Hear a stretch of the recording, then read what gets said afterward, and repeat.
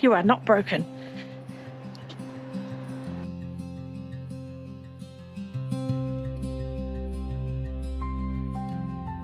And it's true, you're not broken. You're not even mistaken. You became who you became because of the things that you went through. And I want to give you an example. I'll use my own life as an example since I know it really well. So growing up, I had what you would think would be the nuclear family, mum and dad, 5 kids. Growing up in the 70s was not an easy thing. 60s and 70s, there was a lot of partying going on in those days. And my parents were at the forefront of all the partying. Partying over the years took a front seat and it stopped being fun. Although we had a lot of freedom, mostly because nobody was paying any attention to us, we also never had the guidance and the clear judgment from parents on how to human, really. And so we kind of made it up as we went along, and we all took a role. So one of us became the headgen. Being a Scottish family, the headgen means the head one, you know, the boss, and also the protector. There was nobody else around. Everybody was partying, drinking, smoking, or hungover. The next one down, and that would be me, well, I became the peacemaker and the clown. So I would join the parties and I would watch my mum. She was extra flirty and very drunk, and I would kind of behave the way she behaved because I really wanted her to love me. So in order to get somebody to love me, I would just act just like them and get their approval. I also became the achiever because there was nobody to tell me I couldn't do something, and if I wanted to do something, then I figured out how to make it happen. Kind of do that to this day.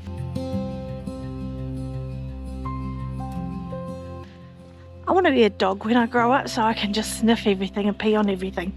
And this brings me to the next child, who was very, very practical, very, very lucky, seemed to find money out of nowhere, swears to this day he found the money, and very surly. But he was also the protector of his family, and he was also the protector of his brothers, as the oldest of 3 brothers, because we didn't have anyone else to tell us we couldn't or we shouldn't or that we were looked after. So he took that role on along with my oldest sister.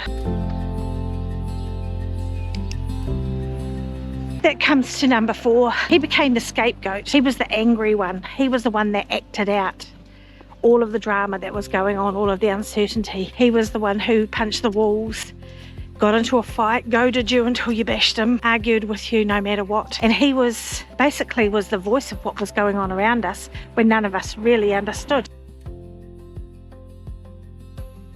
And the youngest, he was the baby of the family. He was the dreamer. He was the one that wanted everything to be okay. He was the one that was the most affected by what was going on because he was so much younger than the rest of us. We could all navigate this chaotic childhood together. He didn't understand. These are the roles that we took. We developed those. They were coping mechanisms, and they worked for us when we were children. They kept us safe. They didn't keep us connected. I've never fought so much with anybody as I fought with my siblings. That was our coping mechanisms. Not sorry we did it, but I want to tell you how that turned out because there's learnings within that. I do think every family takes on its roles. Everybody has roles in their family, so it's not just under trying circumstances or where there's chaos or where there's trauma, but we all create a personality based on how we see the world around us. We all lived in exactly the same world. We didn't all turn out just the same, and we all had outcomes in our adult lives that were a direct result to those personas that we created when we were young. To this day, I really do think I can do anything. I lost that for a while, but I'm coming back to that idea again. Quite like that part about that child that created that memory. But not all the decisions we make are healthy for us as adults. I opted out of being a family member and I became the clown. I made everybody laugh. That meant that I was disruptive in class. When I worked, I made everybody laugh. And the downside to that is as a clown at work, it just didn't work for me at all. I was called fluffy, I was called bubbly. Nobody really saw my intellect or the power that I had. They just saw the fun that I was being. Now that had its dark side too, because not everybody appreciates somebody who makes you laugh all the time. It's bloody exhausting. And I learned that at a young age. If you can make people laugh, then you're going to be okay and you're going to be included. As an adult, it wasn't always the case. I hadn't learned how to be picky about who I was, where I was included and who was including me at times. I wasn't that appropriate all the time, and I understand that. But that's not who I am. It's a part of who I am for sure. I'm a lot of fun, but who I am is so much more than that.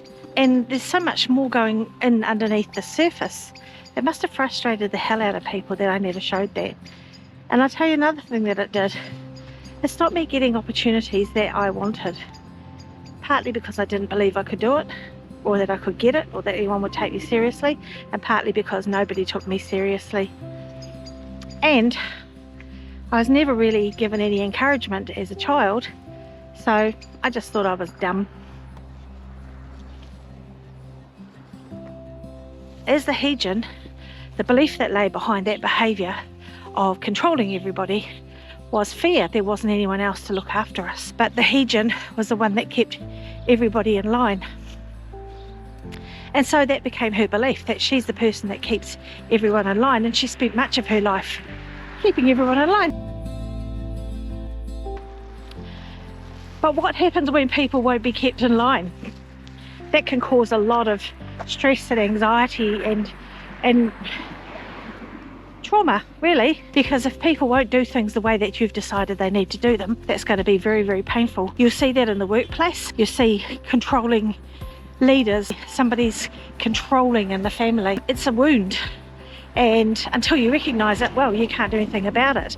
How might that play out in your life if you're one of those people?